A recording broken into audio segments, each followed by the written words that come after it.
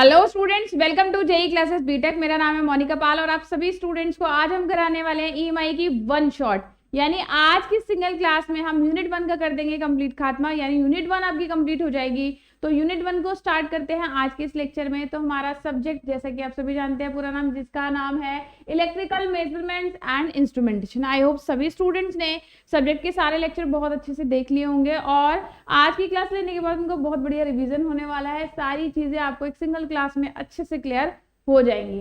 तो जल्दी से शुरू करते हैं अपनी आज की वन शॉट लेक्चर, जिसमें हम यूनिट 1 फिनिश करेंगे। यूनिट 1 का नाम है इलेक्ट्रिकल मेजरमेंट। तो यूनिट के नाम से जैसे कि आपको एक कंप्लीट आइडिया हो गया होगा कि यूनिट 1 में हमें मेजरमेंट के बारे में पढ़ना है, यानी इलेक्ट्रिकल मेजरमेंट एक्चुअली में होता क्या है। मेजरमेंट के बेसिक कॉन्सेप्ट पढ़ेंगे, जिसमें सबसे पहला कि व्हाट इज मेजरमेंट, एक्चुअली में मेजरमेंट होता क्या है। So measurement is the result of the comparison of standard and the unknown quantity. Basically, अगर in simple word if we say it is a comparison process by which you compare a unknown quantity to a standard one. यानी एक unknown quantity की comparison आप एक standard quantity से करते हैं। Example के लिए हम अपनी डे टू डे लाइफ में मेजरमेंट का बहुत यूज करते हैं। एग्जाम्पल के लिए आप सब्जी खरीदने जाते हैं, फ्रूट्स खरीदने जाते हैं, कुछ भी सामान लेने जाते हैं, तो आपने एक मैकेनिकल वेइंग मशीन देखी होगी, जिसको हम आम भाषा में तराजू बोलते हैं। तो आपने देखा होगा, एक मान लो आपने कुछ फ्रूट्स उठाए, आप एप्पल लेने गए या आप कोई भी फ्रूट लेने गए, आपने रेंडमली कोई भी फ्रूट्स पिकअप किए और आपने उससे कहा भैया जरा इसको तोल दो, ये कितने हुए। तो वो क्या करता है, उस अननोन क्वांटिटी को एक साइड रखेगा और उस अननोन क्वांटिटी का कंपैरिजन किसी दूसरे नोन वेट से करेगा। यानी उसके पास जो वेट्स रखे होंगे 1 kg का, हाफ kg का, ग्राम्स में भी होंगे, उस वेट को वो जो कि अननोन, जो कि हमारे स्टैंडर्ड क्वांटिटी के वेट है, जिसका वेट फिक्स है, एक साइड पे उसको रखेगा और एक साइड पे अननोन क्वांटिटी को रखेगा। और कब तक कंपैरिजन करता रहेगा, जब तक कि दोनों इक्वल ना हो जाए। वो बार बार नए नए स्टैंडर्ड क्वांटिटी के वेट उस पर पुट ऑन करता रहेगा अनटिल अनलेस जब तक कि दोनों बराबर ना हो जाए। तो यहाँ हमने इस एग्जाम्पल से सीखा, basically measurement is the comparison process by which you compare an unknown quantity to a standard one.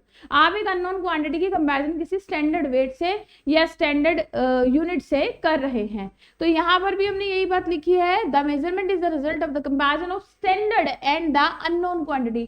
यानी standard quantity जिसकी वैल्यू हमें ऑलरेडी पता है, उसका कंपैरिजन किसी अननोन क्वांटिटी से करने का प्रोसेस ही हमारा मेजरमेंट कहलाता है। The result of the measurement quantity is generally expressed in numeric form. Normally measurement से जो आउटकम हमारा आता है उसे हम न्यूमेरल या न्यूमेरिक फॉर्म में रिप्रेजेंट करते हैं। जैसे कि वो आपको बताएगा कि भैया आपने जो ये एप्पल चूज किए हैं, इसका वेट 1 kg 500 ग्राम्स हो गया, तो उसने आपको मेजर करके बताया। इसी तरीके से हम बहुत सारी क्वांटिटी को मेजर करते हैं अपनी डे टू डे लाइफ में। सिमिलरली इलेक्ट्रिकल क्वांटिटी को भी हम मेजर करते हैं with the help of electrical measurement. यहाँ जो हम पढ़ने वाले हैं वो केवल इलेक्ट्रिकल मेजरमेंट ही पढ़ेंगे, बट ये जो मेजरमेंट की डेफिनेशन मैंने आपको बताई है, इन जनरल डेफिनेशन बताई है। और चाहे किसी भी तरह का मेजरमेंट हो, उस मेजरमेंट में हम मेजरमेंट के रिजल्ट को न्यूमेरिक वैल्यू की फॉर्म में रिप्रेजेंट करते हैं। In other words, the measurement is the process through which the physical parameters like heat, temperature, force etcetera is converted into the easily readable numeric value. जैसे कि example के लिए बुखार आपको हो जाता है, फीवर आ जाता है, आपकी तबीयत ठीक नहीं होती, आप डॉक्टर के पास पहुंचते हैं, या आपके खुद के घर में भी अब तो लोग अवेयर हो गए हैं, हेल्थ कॉन्शियस हो गए हैं, तो सबके पास थर्मोमीटर अवेलेबल होते हैं। तो आप उसकी हेल्प से टेम्परेचर नाप लेते हैं। आप बता दो भाई 100 डिग्री है, नहीं वो 102 है, 101 है। उस टेम्परेचर को आप मेजर करते हैं with the help of that device that is known as thermometer.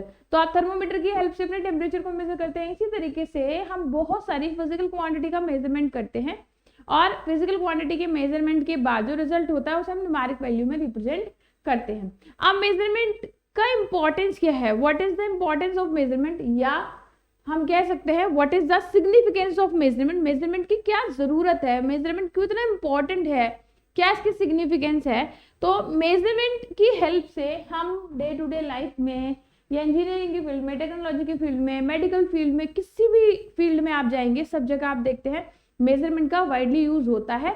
और मेजरमेंट की हेल्प से हम अननोन क्वांटिटी की वैल्यू का पता लगा सकते हैं। Measurement helps us to compare unknown quantities with the known quantities. Measurement की हेल्प से आप अननोन क्वांटिटी का कंपैरिजन करते हो किसी नोन क्वांटिटी से, कह लीजिए स्टैंडर्ड क्वांटिटी से। Measurement helps us make quantitative statements about how big, how long, how fast things are.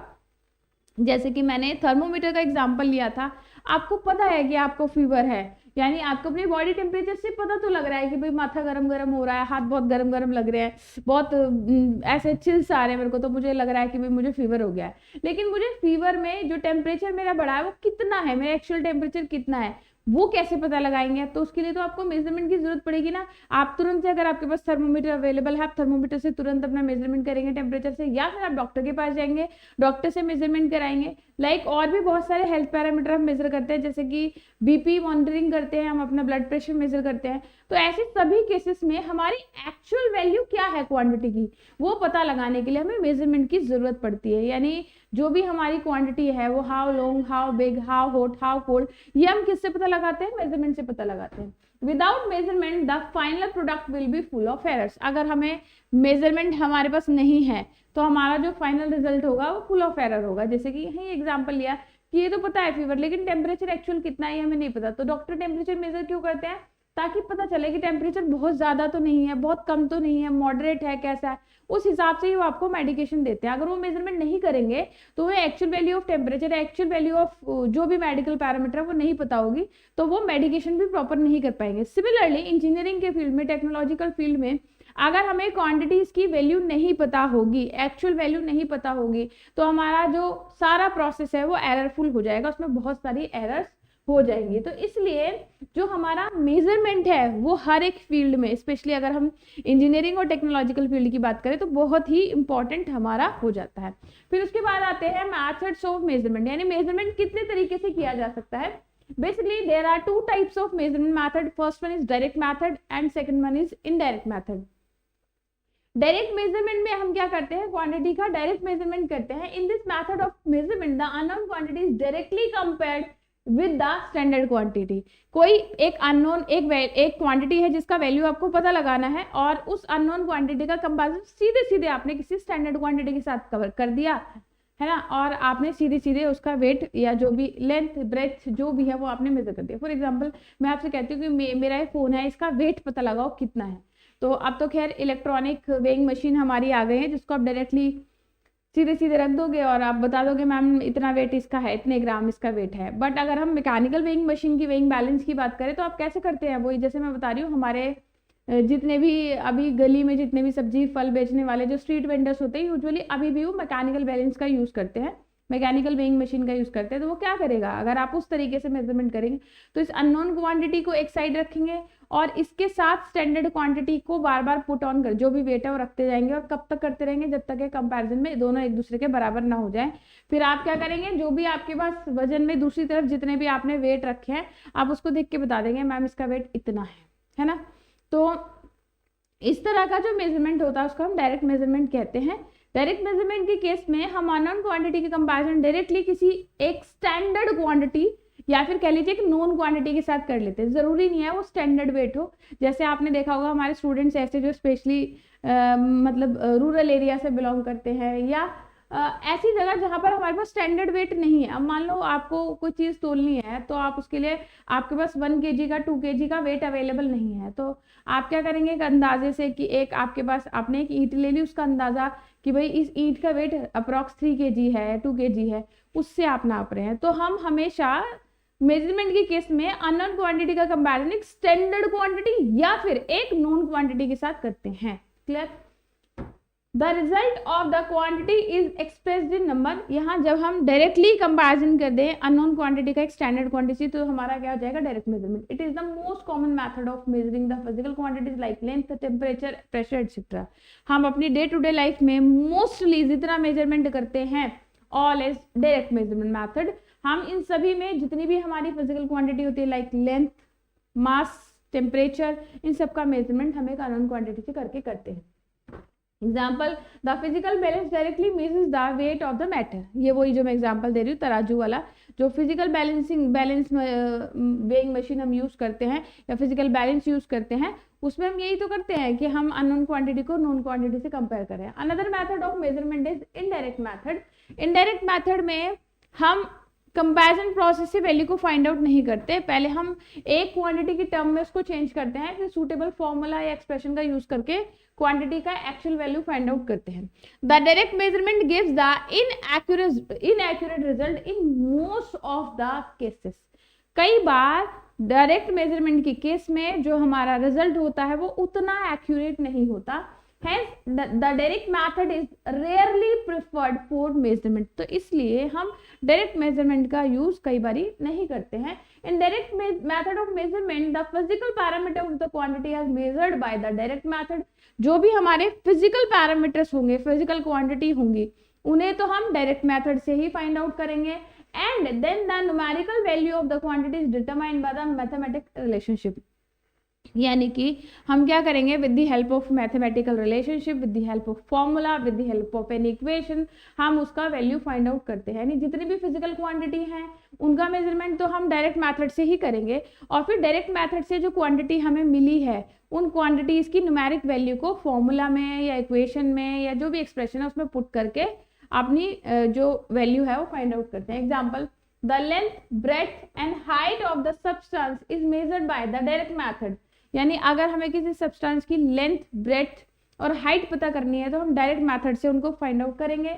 And then by the help of the suitable relation the weight of the substance is known. और बाद में उसके wait को हम इन सब formula की help से find out करें। या तो डायरेक्टली हम वेट मेजर करें डायरेक्ट मेथड से, तो डायरेक्ट मेथड से अगर हम उसका मास फाइंड आउट करेंगे तो शायद उतना एक्यूरेट नहीं आएगा। तो हम क्या करते हैं, इनडायरेक्ट मेथड में जो फिजिकल क्वांटिटी उनकी वैल्यू फाइंड आउट करेंगे और फिर उनको सूटेबल फॉर्मूला में, एक्सप्रेशन में रख के फिर हम वैल्यू निकालते हैं क्वांटिटी की। तो इस तरह के मेथड को हम कहते हैं इनडायरेक्ट मेजरमेंट।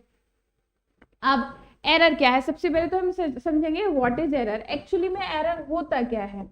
एरर का मतलब होता है, अगर हम एरर को ही डिफाइन करें, व्हाट इज एरर, एरर होती क्या है। अब देखिए, जब हम कोई भी मेजरमेंट करते हैं, मेजरमेंट करने के बाद हमें उससे क्या मिलती है, एक मेजर्ड वैल्यू मिलती है।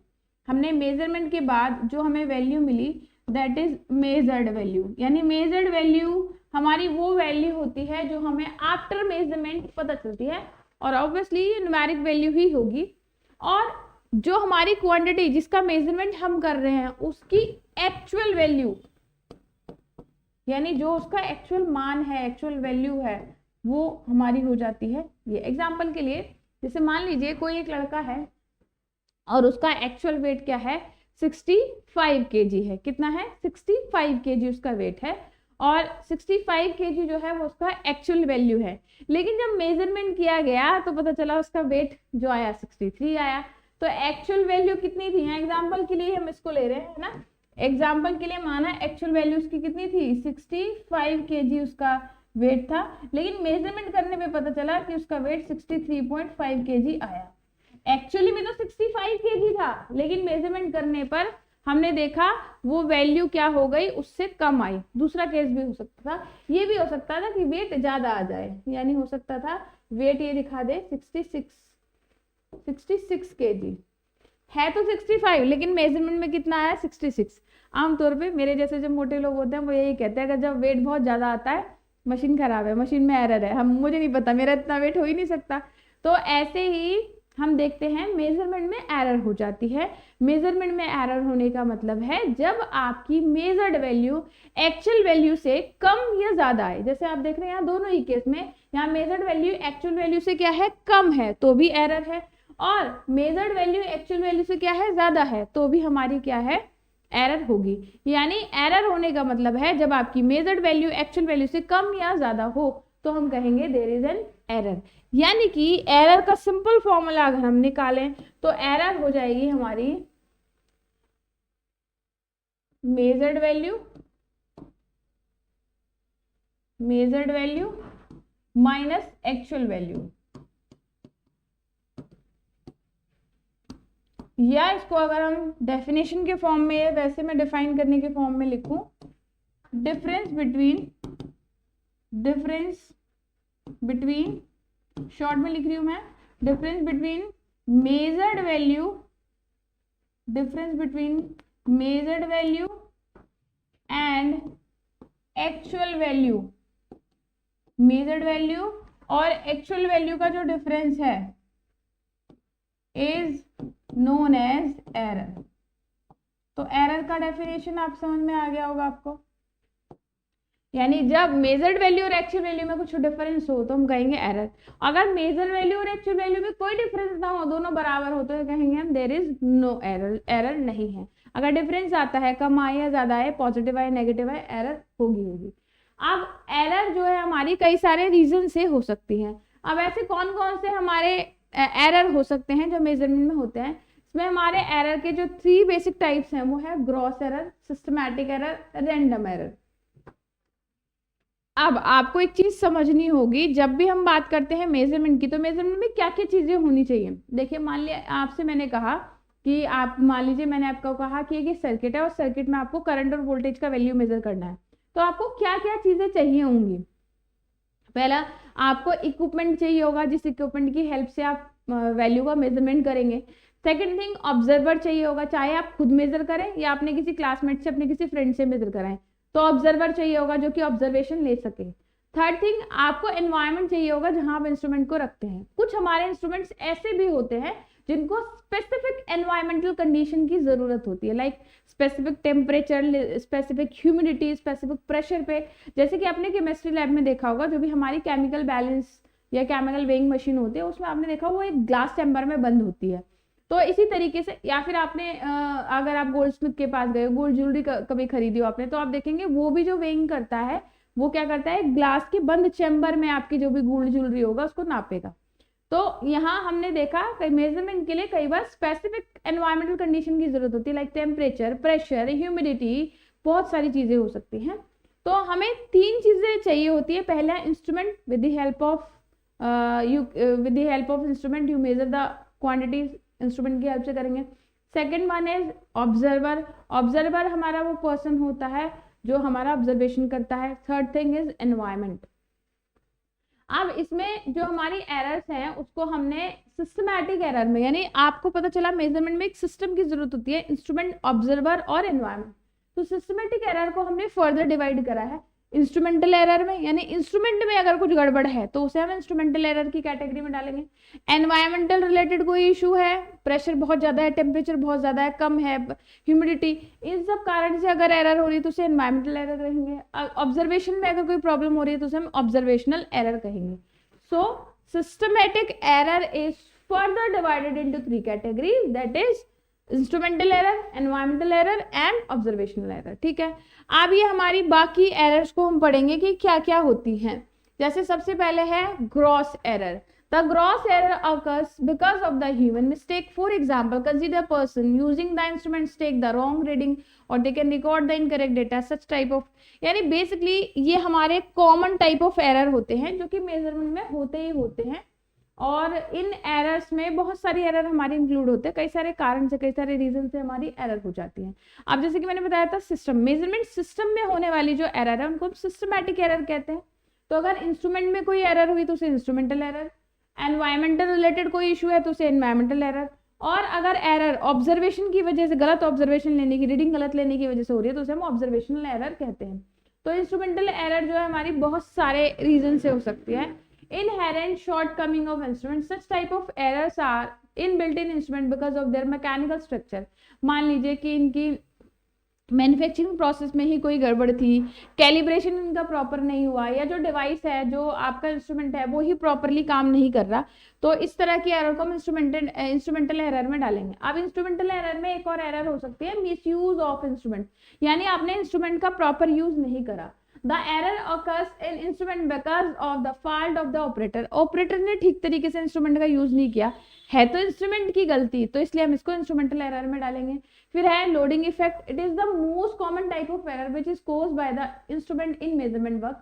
For example, when the voltmeter is connected to the high resistance circuit, it gives misleading reading, and when it is connected to the low resistance circuit, it gives the dependable reading. This means the voltmeter has a loading effect. यानी जो हमारा resistance का value है, जब हमारे कह लीजिए instrument पर रेजिस्टेंस की वैल्यू की वजह से उसकी रीडिंग जो अफेक्ट होती है उसको हम लोडिंग इफेक्ट कहते हैं। तो इस वजह से भी हमारी एरर इंस्ट्रूमेंट में आ जाती है। अब नेक्स्ट है हमारी एनवायरमेंटल एरर। एनवायरमेंटल एरर में बहुत सारे एनवायरमेंटल फैक्टर्स हो सकते हैं। Such type of errors mainly occur due to the effect of temperature, pressure, humidity, dust, moisture. बहुत सारे रीजन है, हमारा वाइब्रेशन। तो इसकी वजह से हमारा क्या हो सकता है, इंस्ट्रूमेंट से जो आप रीडिंग ले रहे हो वो एक्यूरेट में भी हो सकता है नहीं आए। तो इंस्ट्रूमेंट बेसिकली एनवायरमेंटल फैक्टर की वजह से जो हमारे रीडिंग में या कह लीजिए ऑब्जर्वेशन में गड़बड़ हो जाती है, उसको हम एनवायरमेंटल एरर की कैटेगरी में डालते हैं। अब सिस्टमैटिक एरर का ही थर्ड जो टाइप था वो था ऑब्जर्वेशनल एरर। तो ऑब्जर्वेशनल एरर ऑब्वियसली आप समझ रहे हैं, ऑब्जर्वेशनल एरर में मतलब है कि अगर ऑब्जर्वेशन लेने में ही आपसे गलती हुई है, such type of errors are due to the wrong observation of the reading. आपने रीडिंग ही गलत ऑब्जर्व की है। कई बार जब स्पेशली हम एनालॉग इंस्ट्रूमेंट की बात करते हैं, तो अगर हमने रीडिंग प्रॉपर नहीं देखी, हमने रीडिंग ही ठीक से नोट नहीं करी है, रीडिंग को हमने ऑब्जर्व ठीक से नहीं करा, उस वजह से जो एरर हो जाती है वो हमारी क्या कहलाती है, ऑब्जर्वेशनल एरर्स कहलाती है। इसमें हमारी पैरेलैक्स एरर भी आती है। आपने सुना होगा इसके बारे में कि अगर आप कोई मीटर जिससे आप ऑब्जर्वेशन लेना चाह रहे हैं, रीडिंग लेना चाह रहे हैं, अगर आपका आई कांटेक्ट यानी आई का जो एंगल वो बिल्कुल उसके पैरेलल होगा, यानी कह लीजिए बिल्कुल परपेंडिकुलर होगा, पैरेलल भी नहीं कि जो आपकी आई है उससे परपेंडिकुलर हो, तो बिल्कुल आप एक्यूरेट रीडिंग लेंगे। लेकिन एंगल अगर वो परपेंडिकुलर नहीं है, मीटर आपका यहाँ और यहाँ से आप देख रहे हैं, या मीटर आपका यहाँ है आप यहाँ से देख रहे हैं, तो आप एक्यूरेट रीडिंग नहीं ले पाएंगे। इसको कहते हैं पैरेलैक्स एरर। तो इस तरह की रीजन की वजह से जो एरर होती है उनको हम ऑब्जर्वेशनल एरर की कैटेगरी में डालते हैं। अब जो थर्ड टाइप था, पहला टाइप तो मैंने बता दिया ग्रॉस एरर, दूसरा हमारा हो गया सिस्टमैटिक एरर। सिस्टमैटिक एरर के 3 टाइप हो गए, कौन सा, इंस्ट्रूमेंटल, एनवायरमेंटल और हमारा ऑब्जर्वेशनल। तीसरा टाइप था random error. Random error is caused by the sudden change in the atmospheric condition. Such type of error is called random error. This type of error remain ever after the removal of the systematic error. Hence, such type of error is also called residual error. यानी इन error को आप चाह के भी खत्म नहीं कर सकते, कई बार ये सिस्टम में थोड़ी बहुत अमाउंट में हमारी रही जाती है, इसलिए इसको ग्रॉस एरर या हम रैंडम एरर या फिर हम रेजिडुअल एरर भी कहते हैं। अब इसके बाद टाइप्स ऑफ इंस्ट्रूमेंट। अगर हम देखें कि हम बहुत सारी क्वांटिटी को मेजर करने के लिए, जैसे कि अगर हम इलेक्ट्रिकल क्वांटिटी की बात करें तो voltage, current, resistance, inductance, capacitance और भी बहुत सारी क्वांटिटी, एनर्जी, पावर, इन सबको मेजर करने के लिए हम डिफरेंट इंस्ट्रूमेंट्स का यूज करते हैं। और ये सभी इंस्ट्रूमेंट्स का वर्किंग प्रिंसिपल, वर्किंग कॉन्सेप्ट अलग अलग होता है, कंस्ट्रक्शन अलग अलग होती है। तो ये हमारे कितने टाइप के इंस्ट्रूमेंट्स होते हैं, तो इंस्ट्रूमेंट्स का क्लासिफिकेशन कैसे किया गया है। अब यहाँ जो हम मेनली पढ़ रहे हैं, हमें जो अभी हम जो सिलेबस के अकॉर्डिंग पर्टिकुलरली पढ़ रहे हैं वो है हमारे इलेक्ट्रिकल इंस्ट्रूमेंट्स। ऑल दो मैकेनिकल इंस्ट्रूमेंट्स भी होते हैं, जैसे कि जो मैंने एक एग्जांपल दिया कि जितने भी हमारे स्ट्रीट वेंडर्स होते हैं, जो हमारे स्ट्रीट हॉकर्स होते हैं, जैसे कि फ्रूट्स, वेजिटेबल जितने भी ये बेचते हैं, इन सब में आपने देखा होगा मैकेनिकल वेइंग मशीन का यूज करते हैं, मैकेनिकल बैलेंस का यूज करते हैं, तो वो हमारा मैकेनिकल इंस्ट्रूमेंट हुआ। इलेक्ट्रिकल इंस्ट्रूमेंट में आपने देखा, जैसे कि हमारे आप लैब अटेंड करते होंगे तो आपने देखा होगा वोल्ट मीटर, एमीटर, ओम मीटर, ये सब हमारे क्या है, इलेक्ट्रिकल मेजरमेंट के, इलेक्ट्रिकल इंस्ट्रूमेंट्स के एग्जांपल हैं। इसी तरीके से कुछ हमारे इंस्ट्रूमेंट ऐसे हैं जो कि इलेक्ट्रॉनिक प्रिंसिपल पे काम करते हैं, जैसे कि आपको पता है मल्टीमीटर हुआ, CRO हुआ, ये सब हमारे इलेक्ट्रॉनिक इंस्ट्रूमेंट्स में आते हैं। तो इलेक्ट्रिकल इंस्ट्रूमेंट्स में पहला हमारा प्राइमरी और दूसरा सेकेंडरी होता है, जिसको आपने डायरेक्ट और इनडायरेक्ट के नाम से भी पढ़ा। तो इनडायरेक्ट और डायरेक्ट मेजरमेंट जो पढ़ा है ना, फिर फर्दर ये एनालॉग, डिजिटल। अब मेनली जो हमारे यहाँ पर हम देखेंगे कि जो हमारे इंस्ट्रूमेंट हैं, एनालॉग इंस्ट्रूमेंट, इन सबको अगर आप भूल जाएं तो सीधे सीधे देखेंगे, जब भी आप किसी इंस्ट्रूमेंट की बात करते हैं तो इंस्ट्रूमेंट से आप रीडिंग किस फॉर्म में ले रहे हैं, उस बेसिस पर इंस्ट्रूमेंट 2 तरह के हो सकते हैं, analog instrument and digital instrument. Analog instrument बिल्कुल एग्जाम्पल से, सिंपल से एग्जाम्पल है, आप सभी अपनी अभी जैसे बहुत डिजिटलाइजेशन चल रहा है, तो अभी बहुत स्टूडेंट्स हमारे स्मार्ट वॉच वेयर करते हैं, लेकिन कुछ अभी भी ऐसे हैं जो नॉर्मल डिजिटल वॉच की जगह अभी एनालॉग वॉच को प्रेफर करते हैं। तो आपने एनालॉग वॉच और डिजिटल वॉच में थोड़ा सा अंतर देखा हो, ऑल्दो डिजिटल वॉच पहले भी बच्चों के लिए अभी भी डिजिटल वॉच आती है, वो इसलिए आती है क्योंकि डिजिटल वॉच से टाइम को देखना बहुत आसान होता है। तो जो छोटे बच्चे हैं उनको ऑब्जर्वेशन लेने में कोई दिक्कत नहीं होती, वो बहुत आसानी से डिजिट पढ़ के बता देते हैं, भाई 6 o'clock हो गए, 7 o'clock हो गए, 7:30 हो गए, 7:28 हो गए, वो टाइमिंग बहुत इजीली बता सकते हैं। तो हम रीडिंग उससे कैसे, यानी हमारा डिस्प्ले किस टाइप का है, इस बेसिस पे इंस्ट्रूमेंट 2 तरह के हो सकते हैं, analog and digital. Analog instruments हमारे वो इंस्ट्रूमेंट्स होते हैं जिसमें हम रीडिंग एनालॉग फॉर्म में लेते हैं, और डिजिटल इंस्ट्रूमेंट हमारे वो इंस्ट्रूमेंट होते हैं जिसमें डिजिटल डिस्प्ले लगा होता है और हमारी जो न्यूमेरिक वैल्यू है वो डिजिट्स की फॉर्म में रिप्रेजेंट होती है। That's why these type of instruments are known as digital instruments. Clear? क्योंकि हमारी न्यूमेरिक वैल्यू डिजिट में शो हो रही है, और एनालॉग इंस्ट्रूमेंट के केस में हमें रीडिंग पढ़नी पड़ती है। तो जैसे मैंने एग्जांपल दिया है एनालॉग वॉच और डिजिटल वॉच का, तो डिजिटल वॉच में तो आसानी से डिजिट की वैल्यू देखकर छोटा बच्चा भी बता देगा भी इतने बज के इतना टाइम हो गया। एनालॉग वॉच के केस में जैसे हम, जब आप लोग भी छोटे होंगे तो आपको टाइम देखने में बहुत प्रॉब्लम होती होगी, टाइम नहीं समझ में आता था, बड़ी सुई छोटी सुई कहाँ जा रही है, कैसे टाइम पढ़ते हैं, तो दिक्कत होती है। तो एनालॉग इंस्ट्रूमेंट में जैसे मैंने एनालॉग वॉच का एग्जांपल दिया, आपको पता है मिनट एंड आर एंड की हमारी मतलब जो सुइयां होती है, निडल होती है, एंड्स जो होती है हमारी, वो उस डायल पे, वॉच के डायल पे लगातार मूव करती हैं अलग अलग पोजीशन पर, उसको पढ़ के आप रीडिंग लेते हैं। सिमिलरली एनालॉग इंस्ट्रूमेंट्स में भी हमारा एक स्केल होता है, जैसे आपकी वॉच में एक स्केल होता है जिसपे 1 2 3 4 12 तक आपके डिजिट्स लिखे होते हैं, ठीक वैसे ही हमारे एनालॉग इंस्ट्रूमेंट में एक स्केल होता है, और स्केल पे हमारी न्यूमेरिक वैल्यू लिखी होती है, और साथ ही साथ एक इंडिकेटर होता है, वो इंडिकेटर स्केल पे घूमता है, और जहां जहां वो इंडिकेटर रुकता है वो रीडिंग हम नोट डाउन करते हैं।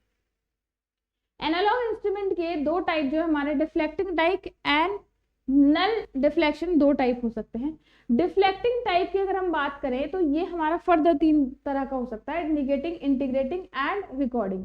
अब ये होते क्या है इनको समझेंगे। एब्सोल्यूट इंस्ट्रूमेंट क्या होते हैं, जैसे आपने देखा यहाँ पर हमने इंस्ट्रूमेंट्स को 2 कैटेगरी में डिवाइड किया, कौन सा, एब्सोल्यूट और सेकेंडरी। तो एब्सोल्यूट इंस्ट्रूमेंट क्या होता है, the absolute instruments give the value of measured quantity regarding the physical constant, यानी कांस्टेंट की फॉर्म में हमारे रीडिंग को रिप्रेजेंट करते हैं।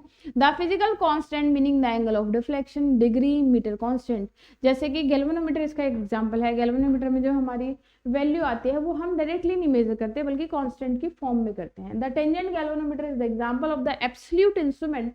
In tangent galvanometer, the magnitude of current passes through the coil determined by the tangent of the angle of deflection of the coil. यानी हमारा जो डिफ्लेक्शन है, एंगल ऑफ डिफ्लेक्शन कितना, उस बेसिस पर हम करंट की वैल्यू को कैलकुलेट करते हैं। तो इस तरीके से हमारा टेंजेंट गैल्वेनोमीटर हमारा एब्सोल्यूट इंस्ट्रूमेंट का एग्जांपल है। एब्सोल्यूट इंस्ट्रूमेंट जो होते हैं उनको हम स्टैंडर्ड इंस्ट्रूमेंट भी कहते हैं, जिनका यूज हम कैलिब्रेशन में करते हैं। आप दूसरे टाइप ऑफ इंस्ट्रूमेंट जो है वो हमारे सेकेंडरी इंस्ट्रूमेंट, आमतौर पे जितना भी मेजरमेंट करते हैं उसमें हम सेकेंडरी इंस्ट्रूमेंट का भर के यूज करते हैं।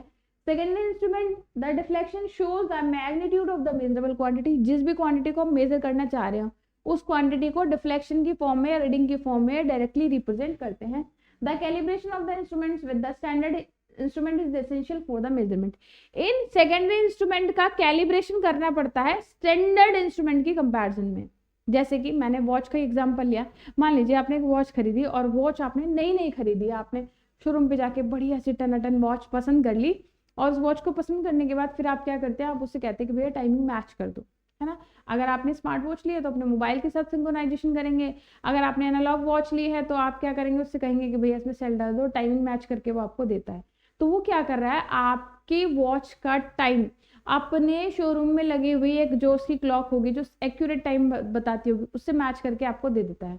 सेम कंडीशन फिर रिपीट होती है, अगर इन केस आपकी वॉच खराब हो जाती है तो खराब होने के बाद भी आप क्या करते हैं, खराब होने के बाद उसे सही कराते हैं, रिपेयर कराते हैं, सेल चेंज करने की जरूरत है तो सेल चेंज कराएंगे, और फिर से वही प्रोसेस आप रिपीट करते हैं। क्या, अपनी वॉच के टाइम को अपने घर की, कॉलेज की या उस शॉप वाले की वॉच के टाइम से मिला लेते हैं। तो this process is known as calibration. तो बेसिकली कैलिब्रेशन क्या होता है, कैलिब्रेशन का मतलब है किसी इंस्ट्रूमेंट का कंपैरिजन किसी स्टैंडर्ड इंस्ट्रूमेंट से करना कैलिब्रेशन कहलाता है। और जैसे कि मैंने एग्जांपल में आपको बताया, कैलिब्रेशन 2 बार होता है, पहला हमारा इंस्ट्रूमेंट की मैन्युफैक्चरिंग के टाइम पर, दूसरा इंस्ट्रूमेंट में अगर कोई फॉल्ट हो जाता है उसके बाद।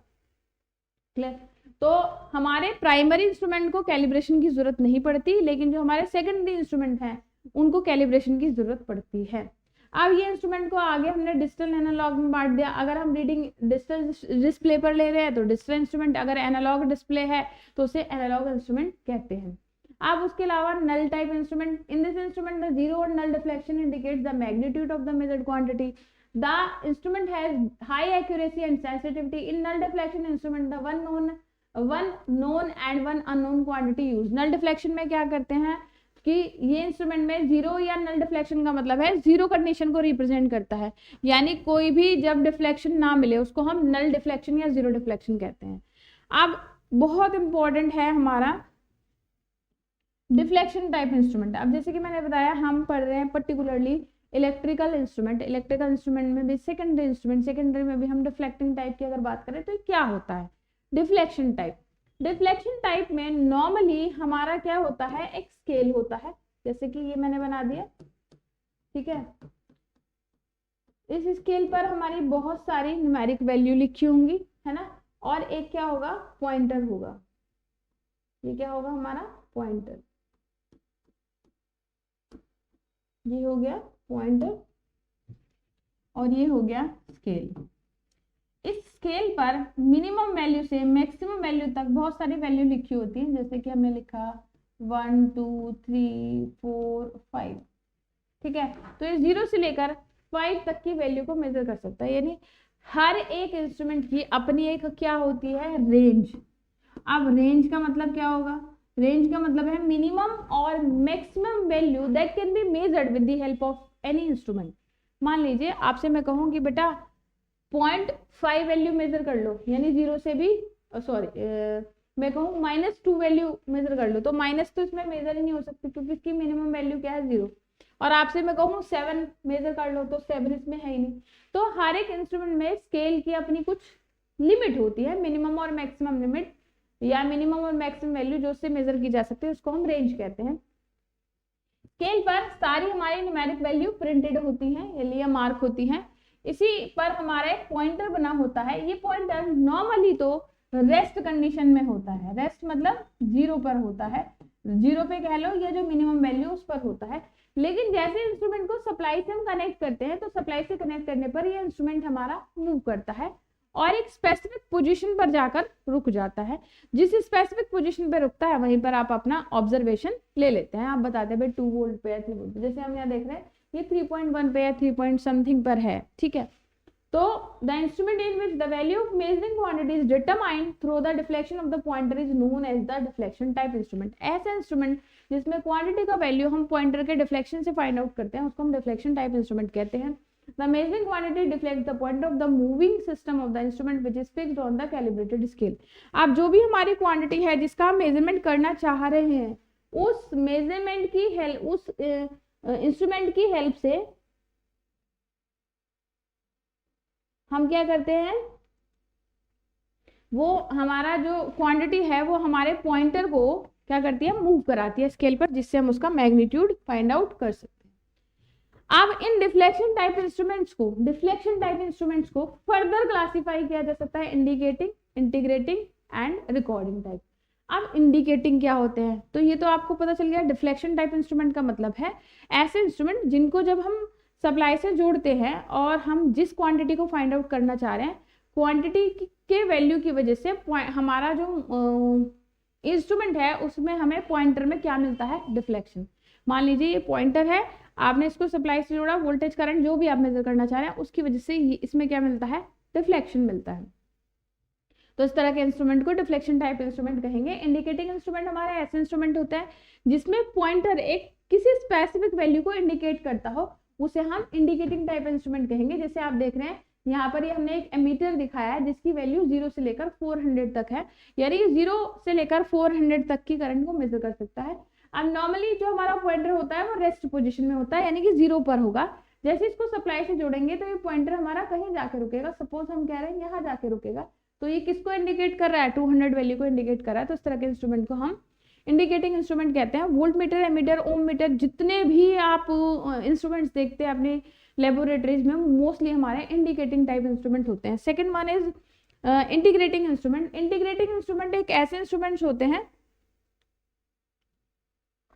जो कि क्वांटिटी के वैल्यू को इंटीग्रेट करके प्रोवाइड करते हैं, यानी over a certain time period, एक फिक्स टाइम या स्पेसिफिक टाइम पीरियड में जितनी भी क्वांटिटी की वैल्यू है उसको इंटीग्रेट करके हमें प्रोवाइड करते हैं। एग्जांपल बहुत ही आसान है, जैसे कि हमारे घरों में जो एनर्जी मीटर्स लगे हुए हैं, हम डेली कंजप्शन करते हैं इलेक्ट्रिसिटी का, बहुत सारे यूनिट्स का डेली कंजप्शन करते हैं। भाई फैन भी चलाते हैं, एसी भी चलाते हैं, लाइट्स भी चलाते हैं, और बहुत सारे इलेक्ट्रिकल इक्विपमेंट हमारे घर में लगे होते हैं, मोबाइल भी चार्ज करते हो, बहुत सारी चीजों का यूज करते हो, यानी डेली आपका कुछ कंजप्शन होता है। लेकिन आपका इलेक्ट्रिसिटी बिल जो जनरेट होकर आता है वो एक सर्टेन पीरियड का आता है, नॉर्मली 1 मंथ 2 मंथ का जो आपका बिल आता है। तो एक पर्टिकुलर वो क्या कर रहा है, सारी यूनिट्स को इंटीग्रेट करता जा रहा है, आज का कंजप्शन प्लस कल का, फिर परसों का। आप टोटल बिल में आप देखेंगे तो आपको बिल में एक मंथ की यूनिट्स, कंज्यूम्ड यूनिट्स दिखाएगा कि आपने पूरे महीने में कितनी यूनिट्स का कंजप्शन किया। ये नहीं दिखाएगा कि आपने मंडे कितनी करी, ट्यूसडे कितनी करी, वेडनेसडे कितनी करी, नहीं, पूरे मंथ में आपने कितना कंजप्शन किया यूनिट्स का वो। तो इस तरह के इंस्ट्रूमेंट्स को हम इंटीग्रेटिंग इंस्ट्रूमेंट कहते हैं, क्योंकि ये रीडिंग को इंटीग्रेट करके प्रोवाइड करते हैं।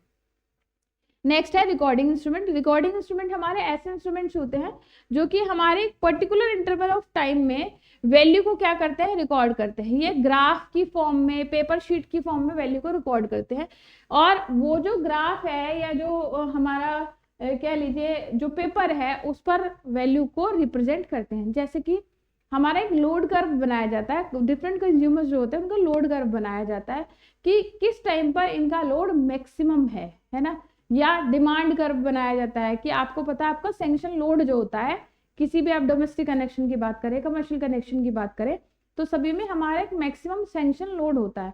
अगर आपका लोड किसी भी टाइम पर, किसी भी इंस्टेंट ऑफ टाइम पर उससे ज्यादा होता है, तुरंत उसको वो नोट डाउन कर लेता है।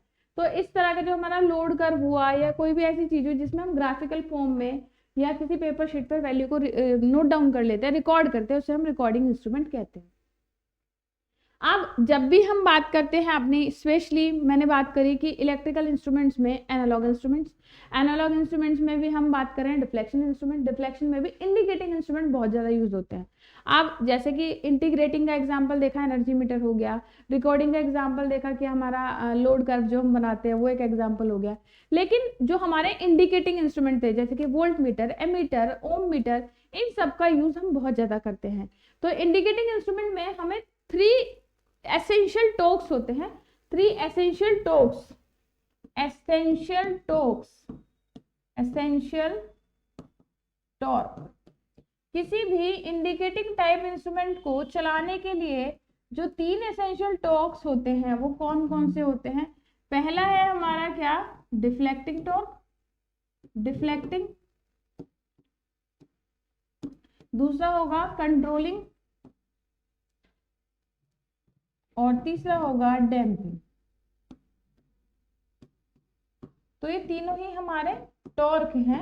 कौन कौन सा? Deflecting torque, controlling torque and damping torque. इनको शॉर्ट में बताऊंगी बहुत आसान तरीके से कि आपको याद रहेगा। अब जब भी हम किसी इंस्ट्रूमेंट की बात करते हैं, या अगर हम छोटा सा इंस्ट्रूमेंट बना दे अपना एक, जैसे हम प्रीवियस पेज पे जाते हैं, इस पर जाते हैं, ये हमारा डिफ्लेक्टिंग टाइप इंस्ट्रूमेंट है जिसमें स्केल है, स्केल की अपनी कुछ रेंज है, पॉइंटर है। अब नॉर्मली जैसे कि मैंने बताया पॉइंटर रेस्ट पोजीशन में होगा। अब जब इसे सप्लाई से हम जोड़ेंगे तो इस पॉइंटर को मूव कराने के लिए, पॉइंटर को डिफ्लेक्ट कराने के लिए जो टॉर्क जरूरी होता है वो क्या होता है? Deflecting torque. तो डिफ्लेक्टिंग टॉर्क जो होगा वो हमारे पॉइंटर को रेस्ट पोजीशन से अपवर्ड पोजीशन में ले जाने का काम करता है। यानी जैसे सप्लाई से जोड़ा तो ये डिफ्लेक्टिंग टॉर्क, जिसको हम टीडी से या टाउ डी से रिप्रेजेंट करते हैं, ये डिफ्लेक्टिंग टॉर्क पॉइंटर को मूव कराने की कोशिश करता है, पॉइंटर को डिफ्लेक्ट कराने का काम करता है। ठीक, अब अगर ये डिफ्लेक्टिंग टॉर्क ना हो तो पॉइंटर में हमें कोई डिफ्लेक्शन नहीं मिलेगा और पॉइंटर 0 पोजीशन पर ही पड़ा रहेगा। दूसरा टॉर्क जो है कंट्रोलिंग टॉर्क। कंट्रोलिंग टॉर्क हमारे डिफ्लेक्टिंग टॉर्क के ठीक अपोजिट डायरेक्शन में होता है। यहाँ पर ये होता है controlling torque. Controlling torque, controlling torque क्या होता है? ये डिफ्लेक्टिंग टॉर्क के ठीक अपोजिट डायरेक्शन में काम करता है। अगर कंट्रोलिंग टॉर्क ना हो तो डिफ्लेक्टिंग टॉर्क की वजह से पॉइंटर लगातार मूव ही करता जाएगा, क्योंकि आपको पता है, आपने ग्रेविटेशनल लॉ पढ़ रखे हैं कि किसी भी, अगर हम ऑब्जेक्ट की बात करें तो मूवमेंट में है तो मूवमेंट में रहेगा, रेस्ट में तो रेस्ट में रहेगा, अनटिल अनलेस उसके अपोजिट कोई फोर्स हम ना अप्लाई करें। तो ये कंट्रोलिंग टॉर्क इस पॉइंटर को, यानी पॉइंटर मूव करता जा रहा है और इधर से कंट्रोलिंग टॉर्क काम कर रहा है कि पॉइंटर एक जगह पर जाकर रुक जाए। जैसे ही डिफ्लेक्टिंग टॉर्क और कंट्रोलिंग टॉर्क दोनों एक दूसरे के बराबर होंगे, पॉइंटर एक पोजीशन पर आकर रुक जाएगा। साथ ही साथ कंट्रोलिंग टॉर्क का एक और काम होता है कि अगर हमने इंस्ट्रूमेंट को सप्लाई से नहीं जोड़ा तो कंट्रोलिंग टॉर्क की वजह से पॉइंटर वापस 0 पोजीशन में भी आ जाता है। तो कंट्रोलिंग टॉर्क और डैम्पिंग टॉर्क, कंट्रोलिंग टॉर्क और डिफ्लेक्टिंग टॉर्क क्या होता है, ये आपको समझ में आ गया होगा। Third one is damping torque. अब डैम्पिंग का क्या काम होता है? डैम्पिंग का काम होता है कि जब हमारी ये कंडीशन होती है कि डिफ्लेक्टिंग टॉर्क और कंट्रोलिंग टॉर्क दोनों एक दूसरे के बराबर हो जाते हैं, दोनों एक दूसरे के इक्वल एंड अपोजिट, बिल्कुल अपोजिट डायरेक्शन और इक्वल वैल्यू, इक्वल मैग्नीट्यूड जब दोनों का हो जाएगा तो पॉइंटर एक पॉइंट पर, एक वैल्यू पर रुक तो जाता है, बट इन दोनों के इफेक्ट की वजह से लगातार वाइब्रेट करने लगता है। अगर आपने टग ऑफ वॉर गेम खेला हो, जिसको हिंदी में रस्साकशी का गेम भी कहते हैं, आपने देखा होगा कि एक टीम ए इधर से खींच रही है, टीम बी इधर से खींच रही है, एक रस्सी को पकड़ के एक टीम ए खींच रही है, टीम बी खींच रही है। अगर टीम ए का टॉर्क ज्यादा होगा तो टीम ए का टॉर्क ज्यादा होगा तो क्या होगा, टीम ए टीम बी को अपनी तरफ खींच लेगी, और अगर टीम बी का टॉर्क ज्यादा होगा तो टीम बी उस टीम ए को अपनी तरफ खींच लेगी। लेकिन जब तक दोनों का बराबर टॉर्क, एक कंडीशन ये हो जाती है कि दोनों बराबर टॉर्क लगा रहे हैं, टीम ए भी बराबर टॉर्क लगा रही है, टीम बी भी बराबर टॉर्क लगा रही है। आप ये एक्सपेरिमेंट अपने किसी फ्रेंड के साथ भी कर सकते हैं कि आप एक रस्सी को दोनों तरफ बराबर टॉर्क लगा के खींचेंगे तो आप देखेंगे ना तो ए का टॉर्क ज्यादा हो ना बी का टॉर्क ज्यादा, दोनों का बिल्कुल बराबर होता है। तो उस कंडीशन में वो वहीं पर प्रेशर की वजह से वाइब्रेट होने लगती है। तो यही जो हम देखते हैं कि जब डिफ्लेक्टिंग टॉर्क कंट्रोलिंग टॉर्क के बराबर होता है तो पॉइंटर एक पोजीशन पर रुक तो जाता है लेकिन वहीं पर वाइब्रेशन करता रहता है। इस वाइब्रेशन को खत्म करने के लिए हम जो टॉर्क यूज करते हैं वो हमारा होता है डैम्पिंग टॉर्क। तो इस तरीके से हमारे इंडिकेटिंग इंस्ट्रूमेंट में 3 एसेंशियल टॉर्क होते हैं। First one is deflecting torque, जिसकी वजह से हमारे पॉइंटर में डिफ्लेक्शन मिलता है। Second one is controlling torque, controlling torque हमारे डिफ्लेक्टिंग टॉर्क के अपोजिट डायरेक्शन में काम करता है। कंट्रोलिंग टॉर्क की वजह से ही पॉइंटर एक स्पेसिफिक पोजीशन में रुकता है। साथ ही साथ कंट्रोलिंग टॉर्क की वजह से सप्लाई की एब्सेंस की कंडीशन में, यानी जब सप्लाई प्रेजेंट ना हो तो हमारा पॉइंटर वापस रेस्ट पोजीशन में जाता है। Third one is damping torque, when controlling torque and deflecting torques are equal then pointer हमारा क्या करता है कि पोजीशन में वाइब्रेट करता है। To absorb this vibration we use damping torque, तो उसके लिए हम डैम्पिंग टॉर्क का यूज करते हैं। तो इस तरीके से इंडिकेटिंग इंस्ट्रूमेंट में 3 हमारे टॉर्क होते हैं। अब हम कंट्रोलिंग टॉर्क जो है, कंट्रोलिंग टॉर्क के लिए 2 मेथड का यूज करते हैं। First one is gravity control, second one is spring control. Although spring control का यूज बहुत ज्यादा होता है। इसके लिए हम क्या करते हैं, ग्रेविटी कंट्रोल की अगर बात करें, ग्रेविटी कंट्रोल में जब हम देखते हैं नॉर्मली पॉइंटर हमारा 0 पोजीशन पर है, रेस्ट पोजीशन पर है, आप जैसे ही सप्लाई से जोड़ेंगे तो उसमें डिफ्लेक्शन मिलने लगेगा, पॉइंटर मूव करेगा। पॉइंटर के ठीक नीचे हम एक कंट्रोल वेट जोड़ देते हैं और हमें पता है ग्रेविटी के इफेक्ट के कारण हमेशा जो वेट होगा वो परपेंडिकुलर डायरेक्शन में रहेगा। आपने किसी वेट को लटका दिया, आप कितना मूवमेंट करें, वो बिल्कुल एक कंडीशन में जाकर रेस्ट पोजीशन में ये क्या हो जाता है, परपेंडिकुलर हो जाता है। तो वेट के ग्रेविटी इफेक्ट के कारण तो क्या होता है कि ये हमारे पॉइंटर को वापस 0 पोजीशन में लाने की कोशिश करता है। यानी डिफ्लेक्टिंग टॉर्क तो क्या कर रहा है, हमारे पॉइंटर को मूव कराने की कोशिश कर रहा है ओवर दी स्केल, स्केल के ऊपर।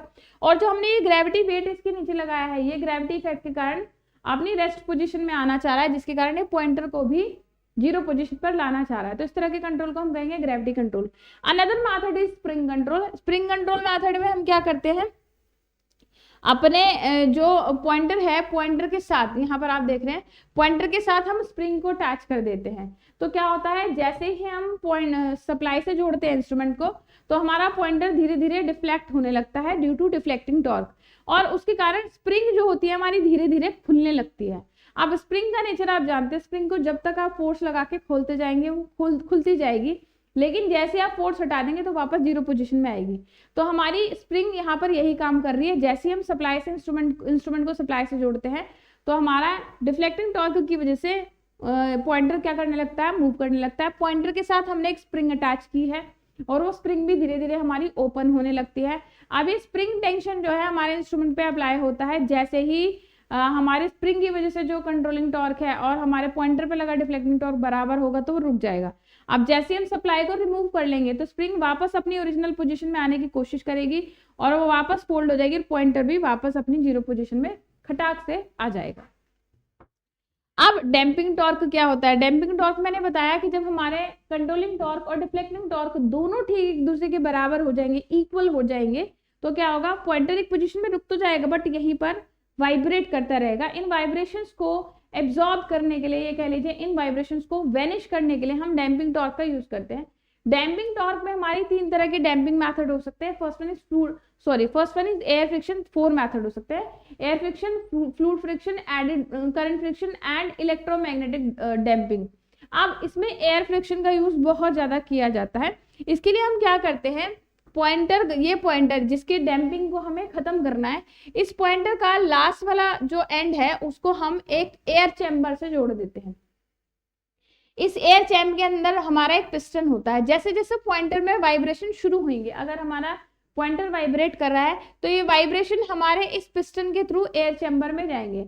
अब एयर चैम्बर के अंदर हमारी एयर भरी होती है जिसमें छोटे छोटे हमारे एयर पार्टिकल्स हैं। ये एयर पार्टिकल्स इस पिस्टन पर फ्रिक्शन लगाएंगे, फोर्स लगाएंगे, जिससे कि हमारे जो वाइब्रेशन है ये क्या हो जाएंगे, कम हो जाएंगे। दूसरा तरीका है फ्लूइड फ्रिक्शन। फ्लूइड फ्रिक्शन में क्या करते हैं कि जो हमारा पॉइंटर है, पॉइंटर का एंड जो है, लास्ट वाला एंड, उसको हम एक डिस्क की हेल्प से फ्लूइड के अंदर डाल देते हैं। फ्लूइड ऐसा जो हमारा गाढ़ा फ्लूइड हो, जैसे कि आपको पता है विस्कोसिटी टर्म आपने पढ़ी होगी कि जो हमारे फ्लूइड्स होते हैं, फ्लूइड्स की जो लेयर होते हैं वो भी आपस में फोर्स लगाती है। तो जितना हाई विस्कोसिटी वाला फ्लूइड होगा वो उतना ही ज्यादा प्रेशर लगाए। एग्जाम्पल सिंपल सी है, अगर अब मैंने आपसे कहा कि बेटा मैंने आपको ग्लास दे दिया, उसमें पानी भरा है, आपको मैं उंगली घुमाने के लिए कहूँ, बहुत आसानी से घुमा लोगे। उसके बाद फिर मैं कहूँ कि इसी ग्लास में उतना ही आपको शहद हनी दे दें, तो आपको उसमें उंगली मूव करने में दिक्कत आएगी। इससे ये पता चलता है कि जो फ्लूइड्स है उनके अंदर जो लेयर है वो भी हमारे कुछ फोर्स लगाती है। तो हम एक ऐसा ही हाई विस्कोसिटी वाला फ्लूइड भर लेंगे और डिस्क की मदद से, इस डिस्क की हेल्प से हम इंस्ट्रूमेंट का जो लास्ट वाला एंड है उसको जोड़ देंगे, तो जो वाइब्रेशन है वो उसके अंदर एब्जॉर्ब हो जाएंगे। सेम ऐसे ही हम एडी करंट डैम्पिंग का भी यूज करते हैं। एडी करंट और इलेक्ट्रोमैग्नेटिक डैम्पिंग दोनों यूज की जा सकते हैं। इसमें जो हमारी एक डैम्पिंग डिस्क का यूज करते हैं जिसे हम इलेक्ट्रोमैग्नेट के बीच में रखते हैं। तो जैसे जैसे पॉइंटर में वाइब्रेशन होंगे, इस वाइब्रेशन की वजह से ये जो डैम्पिंग मैग्नेट है इन वाइब्रेशन को अपोजिट डायरेक्शन में एक और फोर्स लगाएगी जो इसको, इन डैम्पिंग्स को खत्म करने का काम करेगी। तो इस तरीके से डैम्पिंग भी हमारी कई तरीके से हम कर सकते हैं, air friction, fluid friction, eddy current and electromagnetic. अब यहाँ से शुरू हो जाते हैं हमारे इंस्ट्रूमेंट्स की। हमारे इलेक्ट्रिकल इंस्ट्रूमेंट्स में जो 2 बहुत इंपॉर्टेंट इंस्ट्रूमेंट्स हैं वो हैं ammeter and voltmeter. Electrical quantity में इलेक्ट्रिकल वोल्टेज और इलेक्ट्रिकल करंट को मेजर करने के लिए हम वोल्टमीटर और एमीटर का यूज करते हैं। यानी एमीटर की अगर हम बात करें तो एमीटर एक ऐसा इंस्ट्रूमेंट है जिसकी हेल्प से हम इलेक्ट्रिकल करंट को मेजर कर सकते हैं। The emitter is the measuring instruments which are used to measure the current in the circuit। यानी किसी भी सर्किट में करंट को मेजर करने के लिए हम एमीटर का यूज करते हैं। It measures the small amount of current in milliamperes और microamperes। छोटी से छोटी वैल्यू के करंट को मिलीएम्पियर, माइक्रोएम्पियर को मेजर कर सकता है। The emitter is placed in series with the measuring circuit so that the whole current of the circuit passes through it। बहुत इंपॉर्टेंट है, एमीटर को हम कहाँ लगाते हैं, सीरीज में। आप जब भी आप लैब में प्रैक्टिकल परफॉर्म करते होंगे, नहीं करते तो आप प्लीज कीजिए, क्योंकि आपको प्रैक्टिकल नॉलेज गेन करना भी बहुत जरूरी है आपके लिए। तो आप देखते हैं जब भी आप एमीटर के कनेक्शन करते हैं तो सर्किट में हमेशा एमीटर को सीरीज में कनेक्ट किया जाता है ताकि जो सारी करंट है वो हमारी इसी के थ्रू पास हो और हम सारी करंट का मेजरमेंट कर सकें।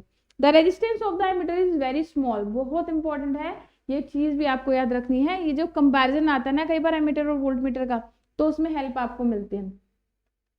एमीटर का खुद का रेजिस्टेंस बहुत ही कम होता है। For ideal ammeter the value of resistance is equal to 0। Ideally एक एमीटर का इंटरनल रेजिस्टेंस 0 होना चाहिए, ऑल्दो प्रैक्टिकली इस कंडीशन को अटेन करना पॉसिबल नहीं होता। जितने भी हमारे प्रैक्टिकल एमीटर होते हैं इनका इंटरनल रेजिस्टेंस 0 तो नहीं होता, लेकिन बहुत ही कम होता है। The small resistance does not obstruct the flow of current and thus the emitter measures the true value। अगर हमारा एमीटर का रेजिस्टेंस बहुत ही कम होगा तो उसके अंदर जो करंट है वो सारी की सारी करंट फ्लो हो पाएगी और उसको वो आराम से मेजर कर पाएगा। अब इसी तरीके से हमारा voltmeter, another important device in the field of electrical engineering is voltmeter. Voltmeter हमारा एक ऐसा इंस्ट्रूमेंट है जिसकी हेल्प से हम किसी इलेक्ट्रिकल सर्किट पे वोल्टेज को मेजर कर सकते हैं। और एमीटर के ठीक अपोजिट वोल्टमीटर को हम पैरेलल में कनेक्ट करते हैं और वोल्टमीटर का जो इंटरनल रेजिस्टेंस है वो बहुत ज्यादा होता है। आइडियली वोल्टमीटर का इंटरनल रेजिस्टेंस इनफिनाइट होना चाहिए, बट ऐसा प्रैक्टिकल कंडीशन को गेन करना पॉसिबल नहीं है। तो हमारे जो प्रैक्टिकल वोल्टमीटर्स होते हैं इनका रेजिस्टेंस बहुत ज्यादा होता है।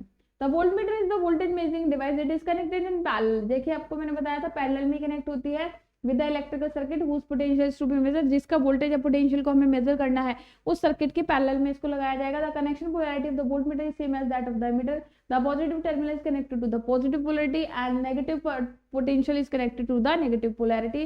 The resistance across the voltmeter is very large, बहुत ज्यादा होता है। एंड अगर हम बात करें कि आइडियल जो वोल्टमीटर है, आइडियल वोल्टमीटर का जो रेजिस्टेंस होता है, the value of resistance in ideal voltmeter is approximately equal to infinity. But practical voltmeter के केस में ये हमारा इंटरनल रेजिस्टेंस बहुत ज्यादा होता है, तो इसकी कनेक्शन भी आपको दिखा रखे हैं। अब यहाँ कंपैरिजन चार्ट आ गया, जो कि मैंने आपको बताया था एमीटर वोल्टमीटर का कंपैरिजन करेंगे। तो एमीटर वोल्टमीटर का कंपैरिजन में पहला तो है कि हमारा एमीटर का जो यूज है वो इलेक्ट्रिकल करंट को मेजर करने के लिए होता है, जबकि वोल्टमीटर का यूज इलेक्ट्रिकल पोटेंशियल को मेजर करने के लिए होता है। एमीटर का सिंबल कुछ ऐसा होता है, वोल्टमीटर का सिंबल ऐसा होता है। एमीटर का इंटरनल रेजिस्टेंस बहुत ही कम होता है, वोल्टमीटर का इंटरनल रेजिस्टेंस बहुत ज्यादा होता है। एमीटर को सीरीज में कनेक्ट करते हैं, वोल्टमीटर को पैरेलल में कनेक्ट करते हैं। एमीटर की एक्यूरेसी ज्यादा होती है, वोल्टमीटर की एक्यूरेसी इतनी ज्यादा नहीं होती। इसकी रेंज को चेंज करना पॉसिबल नहीं होता, इसकी रेंज को चेंज करना पॉसिबल होता है। ऑल्दो हम एमीटर वोल्टमीटर दोनों के ही केस में इनकी रेंज का एक्सटेंशन कर सकते हैं, जो भी हम लास्ट में देखेंगे भी।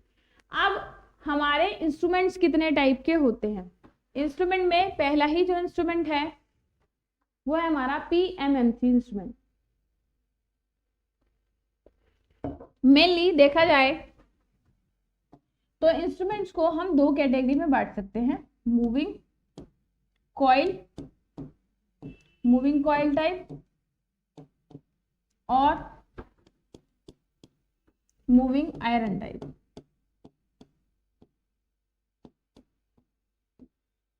Moving coil, moving iron type, है ना। अब ये है क्या moving coil, moving iron type होता क्या है?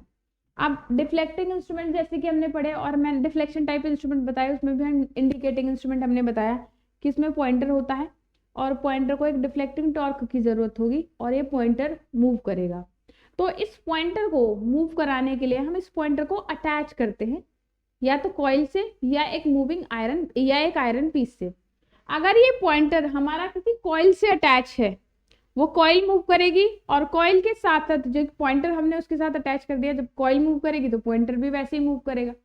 इसी तरीके से अगर आयरन पीस लगाया, मूवेबल आयरन पीस, और उसके साथ हमने पॉइंटर को अटैच कर दिया तो आयरन पीस मूव करेगा तो हमारा पॉइंटर भी मूव करेगा। तो इस बेसिस पर हमारे जो इंस्ट्रूमेंट हैं वो मेनली दो तरह के हो सकते हैं, moving coil and moving iron. Moving coil के केस में हमारी कॉइल होती है जो कि मूवेबल होती है, तो अगर हमने पॉइंटर को उस मूविंग कॉइल के साथ जोड़ दिया तो मूविंग कॉइल टाइप इंस्ट्रूमेंट हो गया।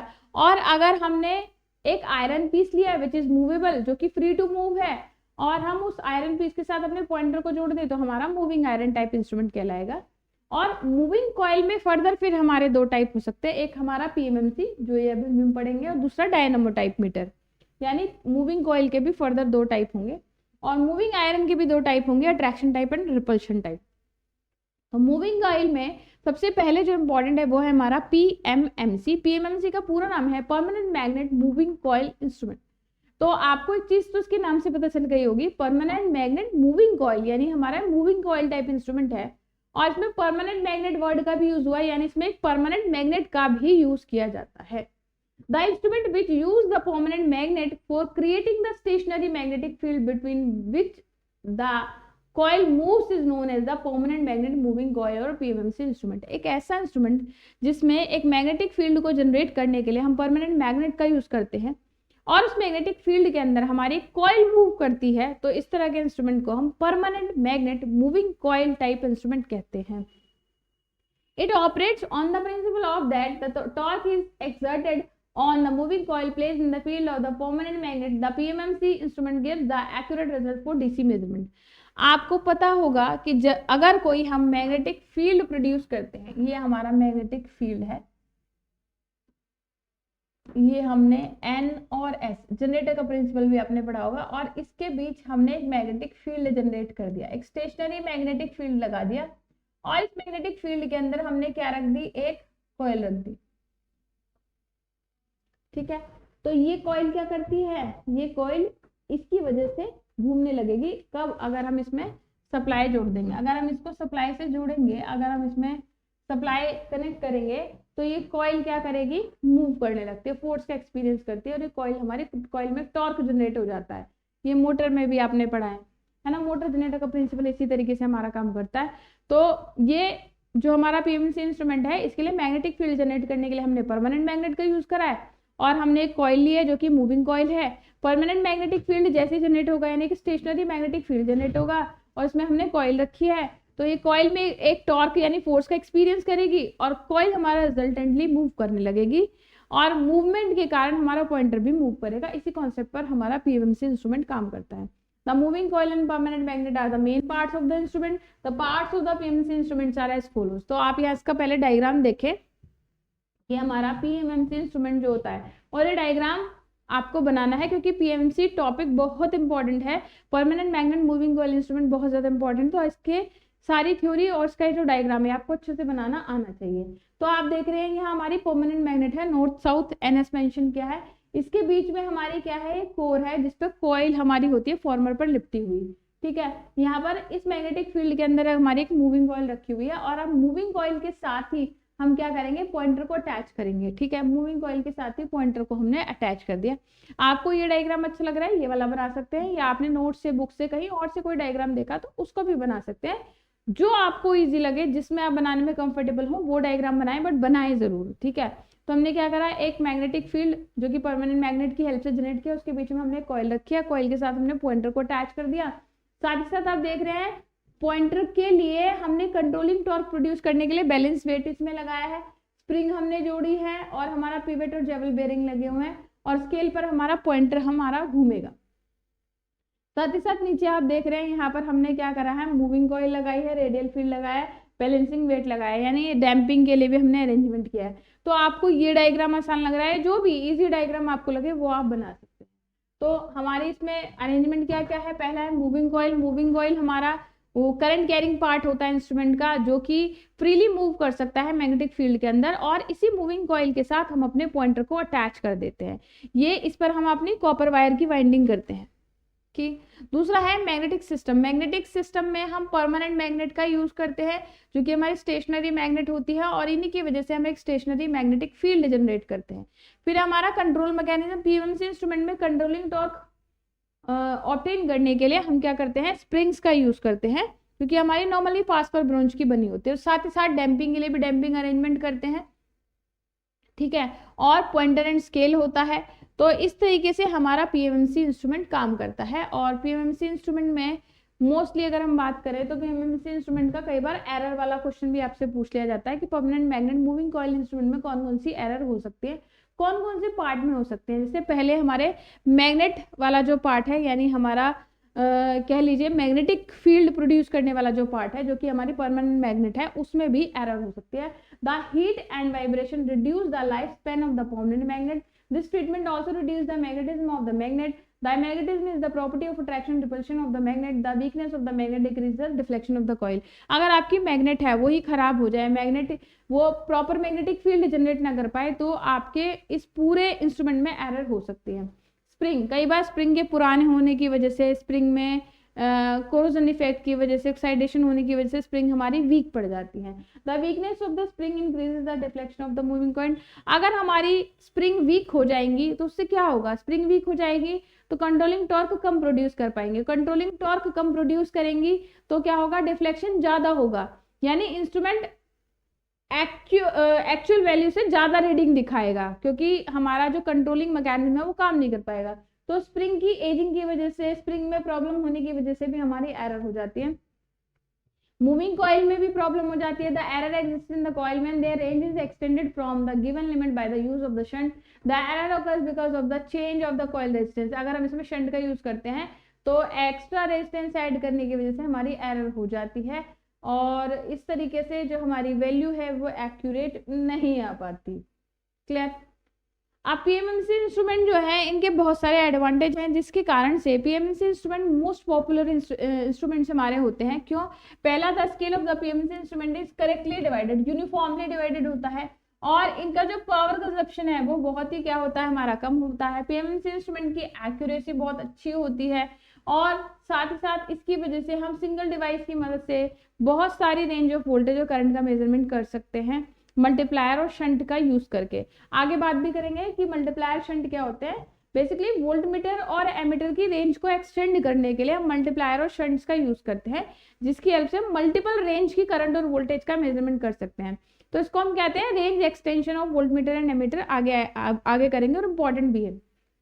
तो पीएमएमसी इंस्ट्रूमेंट में हम रेंज एक्सटेंशन भी इजीली कर सकते हैं, यानी वोल्टमीटर और एमीटर से ज्यादा वैल्यू की वोल्टेज और करंट का मेजरमेंट भी कर सकते हैं। The PMMC instrument use self shielding magnet which is useful for the aerospace application. तो एरोस्पेस में भी इसका यूज आसानी से किया जा सकता है। बाकी हमारे डिसएडवांटेज भी हैं कुछ इसके। इसमें the PMMC instruments are only use for the direct current, the alternating current varies with the time. अच्छा, बहुत इंपॉर्टेंट है, पीएमएमसी इंस्ट्रूमेंट्स में हम डीसी क्वांटिटी का मेजरमेंट बहुत ज्यादा करते हैं। जैसे इसमें कहा है, इसमें डायरेक्ट करंट यानी कि डीसी का यूज इसमें कर सकते हैं। The alternating current varies with the time, the rapid variation of the current varies the torque of the coil, but the pointer cannot follow the fast reversal and the deflection of the torque, thus it cannot be used for AC। तो हम PMMC instrument का use केवल DC measurement के लिए करते हैं। The cost of the PMMC instrument is much higher as compared to the moving coil instrument. अब आगे हम मूविंग कॉइल जब पढ़ेंगे तो मूविंग कॉइल की कंपैरिजन में जो आगे हमारे इंस्ट्रूमेंट है उनके कंपैरिजन में इसकी कॉस्ट भी क्या होती है, ज्यादा होती है। PMMC इंस्ट्रूमेंट जैसे कि मैंने बताया हमारे मूविंग कॉइल का टाइप है। Second type is moving iron. अब मूविंग आयरन टाइप क्या होता है, अगर हम एक परमानेंट मैग्नेटिक फील्ड लें, जैसे कि या कोई भी मैग्नेटिक फील्ड लें और उसमें हमने एक आयरन पीस को रखा which is free to move, जो कि हमारा इजिली मूवेबल है या कह लीजिए फ्री टू मूव है, और उसके साथ अगर हम पॉइंटर को अटैच कर दें तब ये हमारा मूविंग आयरन टाइप इंस्ट्रूमेंट कहलाएगा।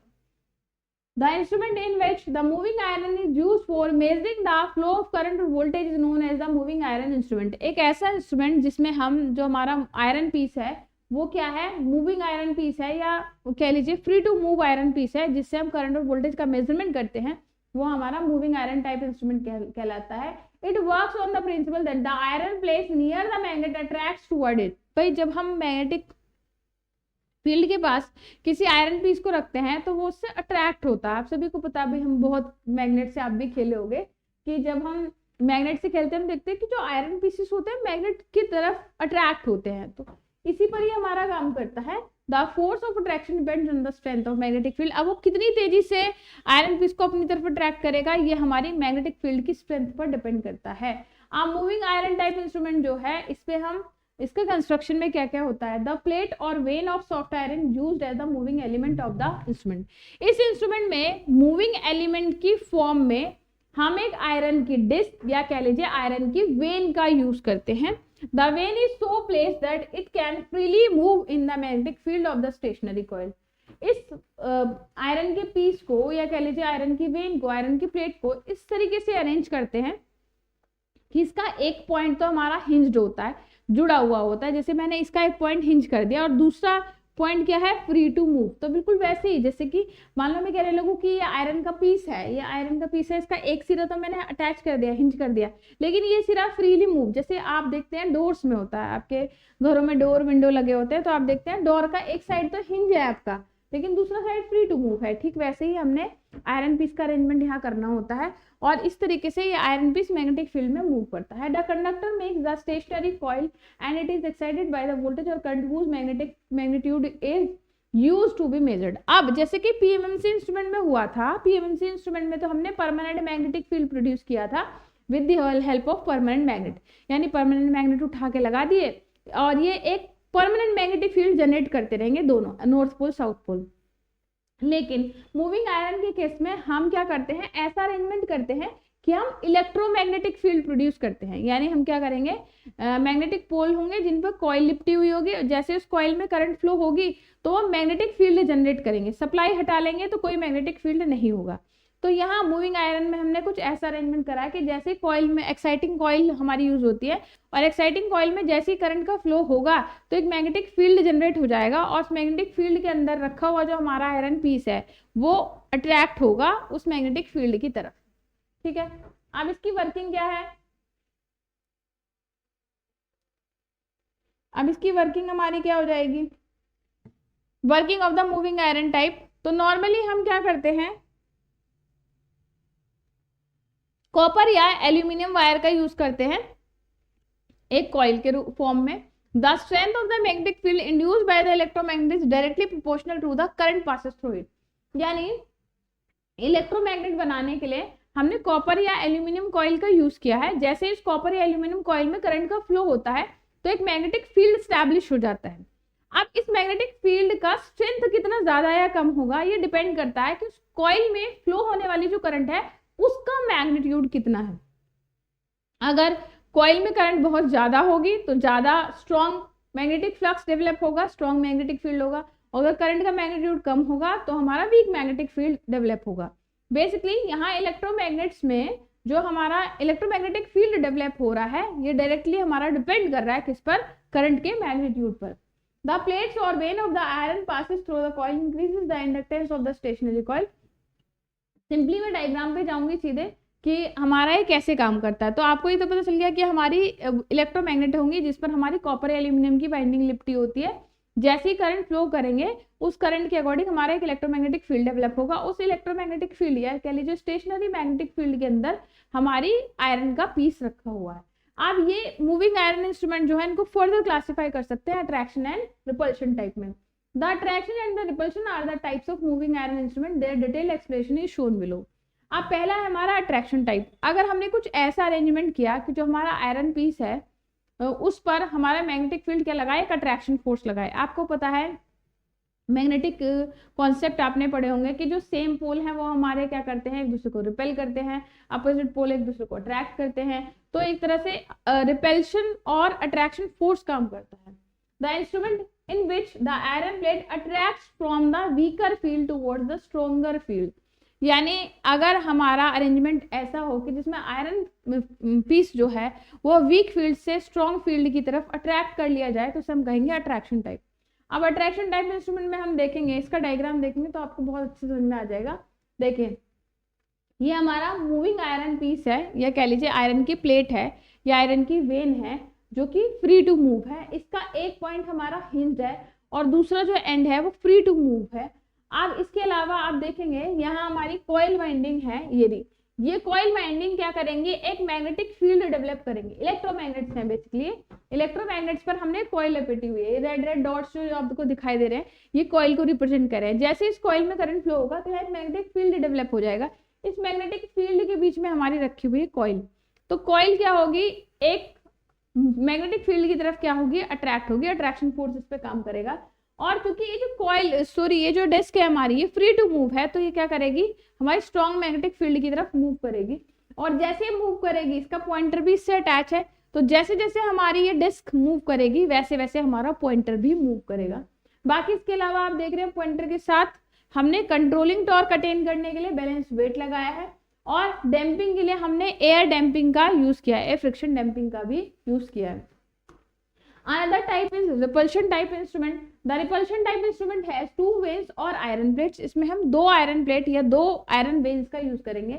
One is fixed and the another is movable. इसमें एक जो iron plate होगी वो फिक्स होगी और दूसरी क्या होती है हमारी movable होती है। The vane become magnetized when the current passes through the stationary coil and the force of repulsion occur between them. अब इसमें क्या होगा, हम जानते हैं कि जब भी हम किसी मैग्नेटिक मटेरियल को मैग्नेटिक फील्ड में रखते हैं तो वो भी मैग्नेटाइज हो जाता है, यानी उसमें भी एक मैग्नेटिक फील्ड डेवलप हो जाता है। और अगर इसकी पोलैरिटी पे डिपेंड करेगा कि इसको अट्रैक्ट करेगा रिपेल। आपको पता है अगर सेम पोलैरिटी होगी तो ये क्या करेगा, रिपेल। तो वही फिनोमेना हमारा यहाँ पर यूज होता है। आप देखेंगे यहाँ हमारी फिक्स्ड वेन है और ये हमारी मूवेबल वेन है, दोनों ही हमारी मैग्नेटिक फील्ड के अंदर रखी हुई है। अब इसमें जो हमारी फिक्स्ड वेन है इसमें कुछ इस तरह का मैग्नेटिक फील्ड डेवलप होता है कि ये हमारी मूवेबल वेन को रिपेल करता है, यानी इसमें सेम मैग्नेटिक फील्ड हम सेम पोलैरिटी का फील्ड डेवलप होगा जिसके कारण जो हमारी मूवेबल वेन है इसको ये रिपेल करेगा। क्योंकि जो वेन फिक्स्ड है वो तो मूव नहीं कर सकती, लेकिन जो दूसरी वेन है हमारी मूवेबल वेन है तो वेन रिपल्शन फोर्स के कारण क्या करेगी, मूव करेगी। और इसके मूव करने के कारण जो इससे अटैच्ड पॉइंटर है वो भी मूव करता है। तो इस तरीके से ये हमारा हो जाता है रिपल्शन टाइप। अगर बात करें कि हमारे एमआई इंस्ट्रूमेंट यानी मूविंग आयरन इंस्ट्रूमेंट के क्या क्या एडवांटेज और डिसएडवांटेज है, तो पहला जो सबसे बड़ा एडवांटेज है हमने देखा था पीएमसी इंस्ट्रूमेंट यानी मूविंग कॉइल इंस्ट्रूमेंट में केवल डीसी क्वांटिटी का मेजरमेंट किया जा सकता है। लेकिन मूविंग आयरन टाइप इंस्ट्रूमेंट में एसी और डीसी दोनों क्वांटिटी का मेजरमेंट किया जा सकता है, यूनिवर्सल यूज है इनका। दूसरा, इनमें फ्रिक्शन एरर बहुत ज़्यादा कम होती है। इनमें अगर हम कॉस्ट की बात करें तो पीएमसी इंस्ट्रूमेंट के मुकाबले सस्ते भी होते हैं। रोबस्टनेस होती है, यानी बहुत रफ एंड टफ होते हैं, बहुत इजीली इनको यूज किया जा सकता है, इनमें एरर होने की पॉसिबिलिटी कम होती है। एक्यूरेसी इनकी मूविंग कॉइल के मुकाबले बहुत ज़्यादा अच्छी नहीं होती, डिसएडवांटेज हो गया इसका। इसमें एरर्स भी कुछ ज़्यादा हो जाती हैं, वेवफॉर्म एरर ज़्यादा होती हैं, और साथ ही साथ एसी और डीसी कैलिब्रेशन भी अलग अलग तरीके से इसमें होता है। तो मूविंग आयरन टाइप इंस्ट्रूमेंट और मूविंग कॉइल इंस्ट्रूमेंट दोनों ही बहुत इंपॉर्टेंट है। इसमें स्पेशली जैसे कि मैंने बताया, मूविंग कॉइल में पीएमसी इंस्ट्रूमेंट बहुत ज़्यादा इंपॉर्टेंट है, आपको अच्छे से पढ़ के जाना है। और मूविंग आयरन इसलिए ज़्यादा इंपॉर्टेंट है क्योंकि प्रैक्टिकली मूविंग आयरन इंस्ट्रूमेंट का हम बहुत यूज़ करते हैं। जितने भी आप ये इंस्ट्रूमेंट्स देखते हो अपनी लेबोरेटरी में, उसमें मूविंग आयरन इंस्ट्रूमेंट बहुत यूज होते हैं। फिर हमारा इलेक्ट्रोस्टैटिक इंस्ट्रूमेंट्स क्या होते हैं। इलेक्ट्रोस्टैटिक इंस्ट्रूमेंट जो हमारे इलेक्ट्रोस्टैटिक चार्ज के फिनोमेना पे काम करते हैं। इलेक्ट्रोस्टैटिक चार्ज यानी जब हमारे जो स्टेशनरी आयंस हैं वो एक दूसरे पर अट्रैक्शन या रिपल्शन का जो फोर्स लगाते हैं, इसको हम इलेक्ट्रोस्टैटिक इफेक्ट कहते हैं। The instrument whose working depends on the principle of attraction और repulsion of the electrodes that carry electric charge. Such type of instrument is known as the electrostatic instrument. ऐसे instrument जिसमें हमारे road जो कि electric charge को carry करती हो, यानी स्टेशनरी चार्ज को कैरी करती हो, और उनके अट्रैक्शन और रिपल्शन पर जो काम करता हो, तो इस तरह के इंस्ट्रूमेंट को हम इलेक्ट्रोस्टैटिक इंस्ट्रूमेंट कहते हैं। In other words, the instrument which uses the static electric field for producing the deflecting torque is known as the electrostatic instrument. अब आपको पता है कि जब भी हम डिफ्लेक्शन टाइप इंस्ट्रूमेंट की बात करें हैं या हम इंडिकेटिंग इंस्ट्रूमेंट की बात करें, तो पॉइंटर को मूव कराने के लिए सबसे पहली रिक्वायरमेंट है हमें डिफ्लेक्टिंग टॉर्क चाहिए, यही हमारी मेन रिक्वायरमेंट है। और ये डिफ्लेक्टिंग टॉर्क किस प्रिंसिपल से प्रोड्यूस हो रहा है, मूविंग आयरन से हो रहा है, मूविंग कॉइल से हो रहा है, ये इलेक्ट्रोस्टैटिक की वजह से हो रहा है। इस बेसिस पर हमने इनके नाम रख दिए। तो यहाँ जो पॉइंटर में डिफ्लेक्शन मिलेगा वो ड्यू टू इलेक्ट्रोस्टैटिक इफेक्ट मिलेगा, इसलिए हमने इसको इलेक्ट्रोस्टैटिक इंस्ट्रूमेंट कहा। तो इलेक्ट्रोस्टैटिक इंस्ट्रूमेंट जो होते हैं वो हमारे इसी प्रिंसिपल पर काम करते हैं। तो इसमें हमने माना कि दो हमारी प्लेट्स हैं जिन पे सफिशिएंट पोटेंशियल डिफरेंस है। अब इन पर हम क्या करते हैं, इनको हम ऐसी पोलैरिटी में चार्ज करते हैं जो कि अपोजिट पोलैरिटी में हो, तो हमारा फोर्स ऑफ अट्रैक्शन काम करेगा, और फोर्स ऑफ अट्रैक्शन की वजह से जो हमारी मूवेबल प्लेट है वो मूव करेगी। अब देखिए यहाँ पर इसका अरेंजमेंट मैं आपको दिखा दूँ। ये देखिए, यहाँ हमने दो प्लेट ली है जिसमें एक प्लेट हमारी फिक्स प्लेट है और दूसरी प्लेट हमारी मूवेबल प्लेट है। अब ऑब्वियसली बात है, जो मूवेबल प्लेट है उसके साथ अपने पॉइंटर को या अपने डिफ्लेक्टिंग मैकेनिज्म को अटैच करोगे, तो हम क्या करते हैं, दोनों को इस तरीके से पोटेंशियल डिफरेंस इन पर लगाते हैं कि दोनों के बीच अट्रैक्शन और रिपल्शन फोर्स काम करेगा, जिसके कारण हमारी प्लेट मूव करेगी, और प्लेट मूव करने के कारण जो अटैच पॉइंटर है वो भी हमारा वैसे ही मूव करता है, और इस तरीके से हमारे पॉइंटर में हमें डिफ्लेक्शन मिल जाता है। अब इलेक्ट्रोस्टैटिक इंस्ट्रूमेंट जो है ऑल्दो बहुत ज़्यादा यूज नहीं होते, इनके एडवांटेज डिसएडवांटेज आप देख सकते हैं। इसमें हमारी वोल्टेज बहुत हाई वैल्यू वोल्टेज मेजर कर सकते हो, एसी डीसी दोनों पर यूज़ किए जा सकते हैं। इलेक्ट्रोस्टैटिक टाइप इंस्ट्रूमेंट में पावर बहुत कम कंज्यूम होती है, ठीक है, और भी इनमें एरर बहुत कम होती है। बाकी देखें तो ये हमारे कॉस्टली बहुत होते हैं और इंस्ट्रूमेंट का साइज बहुत ज़्यादा होता है, जिसके कारण से हमें इंस्ट्रूमेंट का यूज बहुत कम करते हैं। तो इलेक्ट्रोस्टैटिक इंस्ट्रूमेंट उतना ज़्यादा इंपॉर्टेंट नहीं है। मूविंग आयरन और मूविंग कॉइल का इंस्ट्रूमेंट का यूज बहुत ज़्यादा होता है, तो आप उसको बहुत अच्छे से पढ़ के जाना। Another type of instrument is induction type instrument. तो जैसे कि नाम से पता चल रहा है, ऐसे इंस्ट्रूमेंट जो कि इंडक्शन इफेक्ट पे काम कर सकते हैं और इंडक्शन इफेक्ट पे काम करते हैं, उनको हम इंडक्शन टाइप इंस्ट्रूमेंट कहते हैं। The principle of working and construction of induction type meter is very simple and easy to understand, that's why these instrument are widely used in measuring energy in domestic as well industrial work. तो normally जो हमारे induction type instrument है, इनका use energy meter के रूप में बहुत ज़्यादा किया जाता है। एनर्जी मीटर हमारे ऐसे इंस्ट्रूमेंट्स होते हैं जिसकी हेल्प से हम कमर्शियल, डोमेस्टिक और इंडस्ट्रियल फील्ड में कंज्यूम्ड एनर्जी को मेजर करते हैं। तो इंडक्शन टाइप इंस्ट्रूमेंट में हमारे एनर्जी मीटर की तरह इनका यूज बहुत ज़्यादा किया जाता है, और ये जो हमारे इंस्ट्रूमेंट्स होते हैं इंडक्शन इफेक्ट पे काम करते हैं, इसलिए हम इसको इंडक्शन टाइप इंस्ट्रूमेंट कहते हैं। एक्चुअली इसमें होता क्या है, इसके अगर हम डायग्राम पर आए, सीधे कंस्ट्रक्शनल डायग्राम पर, तो इस तरह के इंस्ट्रूमेंट में हमारी यहाँ पर पहला ये डायग्राम है, यहाँ पर हम देखें इन ऑल इंडक्शन मीटर्स, यहाँ पर अगर हम देखें, in all induction meter we have two fluxes which are produced by two different alternating currents on a metallic disc. इसमें एक मेटेलिक डिस्क होती है, यानी बहुत ही लाइट वेट वाली हमारी मेटेलिक डिस्क होती है, जो कि नॉर्मली एल्यूमिनियम की होती है। एल्यूमिनियम की इसलिए भी होती है क्योंकि एल्यूमिनियम की डेंसिटी बहुत कम होती है। एल्यूमिनियम एक लो डेंसिटी मटेरियल है, जिसके कारण हम एल्यूमिनियम को प्रेफर करते हैं। तो बहुत ही लाइट वेट की, बहुत ही हल्की सी हमारे एक डिस्क होती है जो कि एल्यूमिनियम की बनी होती है, और इसमें कुछ ऐसा अरेंजमेंट किया जाता है कि हमारे दो अल्टरनेटिंग करंट इसमें फ्लो कराई जाती है, जिसकी वजह से दो फ्लक्स डेवलप होते हैं, और इन दो फ्लक्स की वजह से हमारी डिस्क में रोटेशन हमें मिलने लगता है, यानी घूमने लगता है। Due to alternating fluxes there is an induced EMF. जो दो अलग अलग फ्लक्स हैं, इनकी वजह से दो अलग अलग ईएमएफ में इंड्यूस होंगे।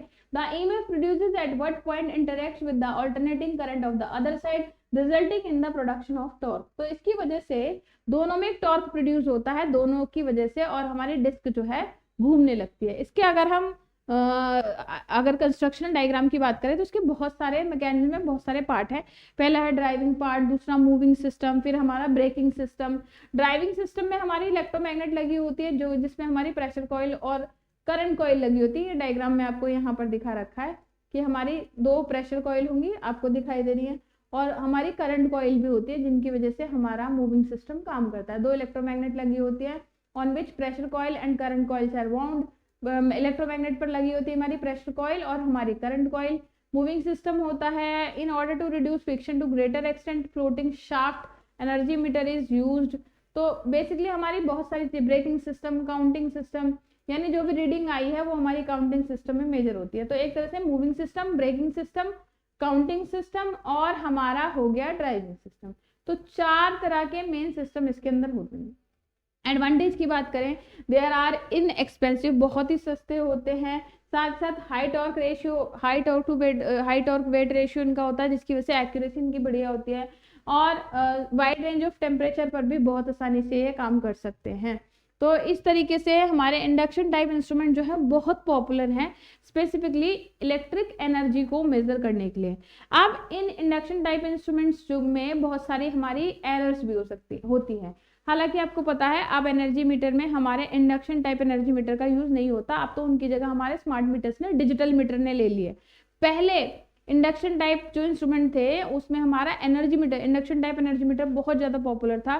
कंज्यूम्ड इलेक्ट्रिकल एनर्जी को मेजर करने के लिए हम इंडक्शन टाइप इंस्ट्रूमेंट का बहुत यूज करते थे। लेकिन इंडक्शन टाइप इंस्ट्रूमेंट की प्रॉब्लम यह है, इसमें बहुत सारी एरर होती है। वो कौन कौन सी एरर है? इसमें ड्राइविंग सिस्टम में एरर हो सकती है कि जो हमारा मैग्नेटिक फील्ड है वो प्रॉपर ना हो, फ्लक्स हमारा इनकरेक्ट हो, या फिर हमारी सप्लाई वोल्टेज में, लोड करंट में बहुत ज़्यादा चेंज हो गया हो, इस कारण से हमारी प्रॉब्लम हो सकती है। साथ ही साथ हमारी लाइट लोड एरर हो सकती है, क्रीपिंग एरर हो सकती है। क्रीपिंग एरर क्या होती है? कई बार बहुत लोगों को ये प्रॉब्लम आती थी पहले कि पता चला कि आपने उन्होंने कंजप्शन कुछ नहीं किया, लेकिन फिर भी रीडिंग लगातार आ रही है, मीटर लगातार घूम रहा है, कि जो डिस्क होती थी वो बिना टॉर्क प्रोड्यूस होने के बाद भी धीरे धीरे घूमती रहती थी। इस एरर को कहते थे क्रीपिंग एरर। तो क्रीपिंग एरर होती थी, पावर फैक्टर एडजस्टमेंट, बहुत सारी इसमें एरर्स होती थी, जिसकी वजह से इसका यूज हम बहुत कम करते हैं, और इन एरर्स को दूर करने के लिए हम बहुत सारे कंपनसेशन भी करते हैं।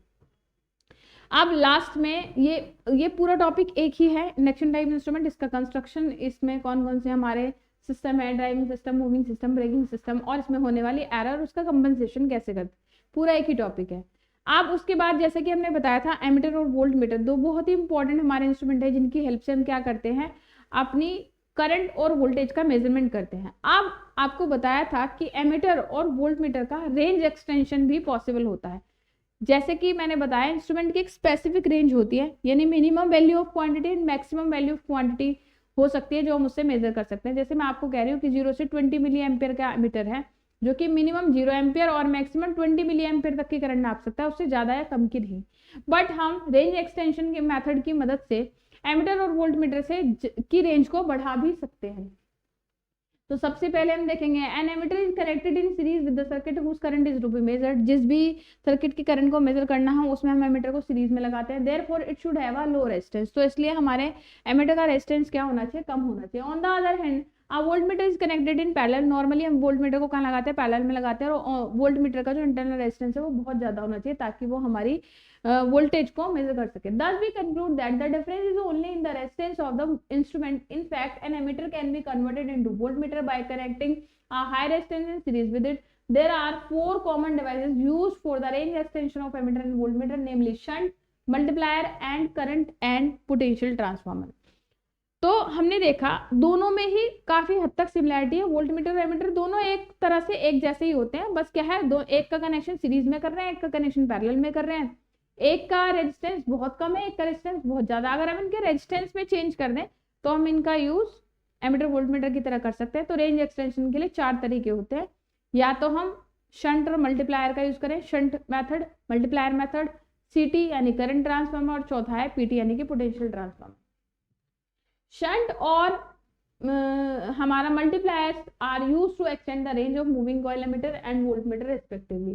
तो मूविंग कॉइल एमीटर और वोल्टमीटर की रेंज को एक्सटेंड करने के लिए हम क्या करते हैं, शंट और मल्टीप्लायर मेथड का यूज करते हैं।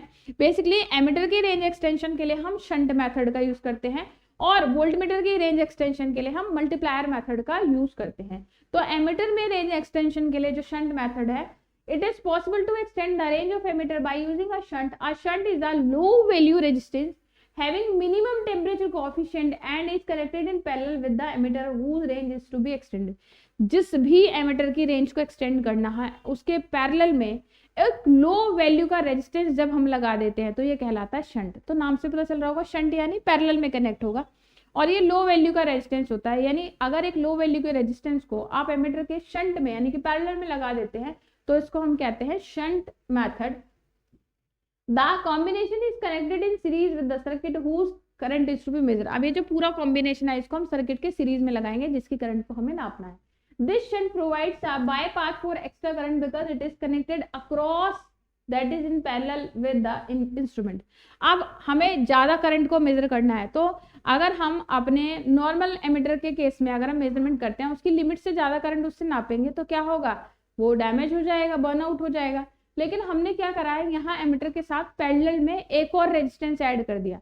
तो जब हम ज्यादा वैल्यू के करंट को मेजर करना चाहेंगे तो वो एक्स्ट्रा वैल्यू ऑफ करंट हमारे उस पैरेलल पाथ से फ्लो हो जाएगी। These shunted instruments can be used to measure currents many times greater than their normal full scale deflection.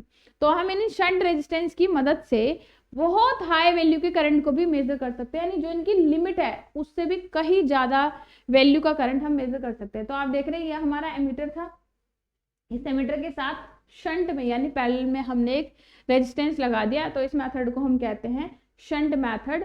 और हम इस तरीके से अपने एमीटर की रेंज को एक्सटेंड कर सकते हैं।